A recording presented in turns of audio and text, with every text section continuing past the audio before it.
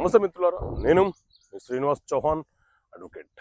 మిత్రులారా, ఏదైనా ఒక భూమి మీద మనము గత కొన్ని సంవత్సరాలుగా పొజిషన్లో ఉండి పట్ట అంటే యాజమాన్యపు హక్కులు లేకపోతే యాజమాన్యపు హక్కులు పొందడానికి అవకాశం ఉంటుందా?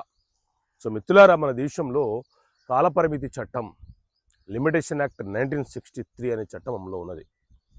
ఇందులోని ఆర్టికల్ 64 లేదా 65 ఏం చెప్తుంది అని అంటే, ఏదైనా ఒక భూమి మీద నిరంతరాయంగా ఎవరి అభ్యంతరము లేకుండా గత 12 సంవత్సరాలుగా మనము పొజిషన్లో ఉంటే ఆ భూమి మీద మనము యాజమాన్యపు హక్కులను కోరుతూ న్యాయస్థానంలో దావా వేయవచ్చు అని చెప్పి ఈ ఆర్టికల్ 64 మరియు 65 చాలా స్పష్టంగా వివరణ ఇస్తుంది.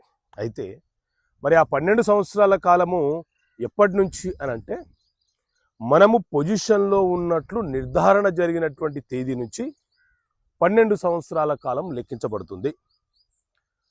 ఒకవేళ మన పూర్వీకులు అంటే మన తాతగారు లేకపోతే మన తండ్రి గారు ఆ తర్వాత మనము గత 40-50 సంవత్సరాలుగా పొజిషన్లో ఉన్నా కూడా మనకు యాజమాన్యపు హక్కులు లేవు అని అంటే కారణము, మనం పొజిషన్లో ఉన్నట్లు రెవెన్యూ అధికారుల చేత నిర్ధారణ చేయబడి లేదు కాబట్టి మనము యాజమాన్యపు హక్కులు కోరడానికి అవకాశం లేకుండా పోయింది. కాబట్టి ఈ ఆర్టికల్ 64, 65 ఏం చెప్తుంది అని అంటే, మనము పొజిషన్లో ఉన్నట్లు నిర్ధారణ జరిగిన తేదీ నుంచి 12 సంవత్సరాలు గడిచిపోయి ఉంటే మనము పొజిషన్ కోరుతూ అంటే పట్టాదారు కోరుతూ దాని మీద ఆ భూమి మీద హక్కులను కోరుతూ దావా వేసుకునే వెసులుబాటు మనకు ఉంటుంది అని చెప్పి చాలా స్పష్టంగా వివరణ ఇవ్వడం జరుగుతుంది.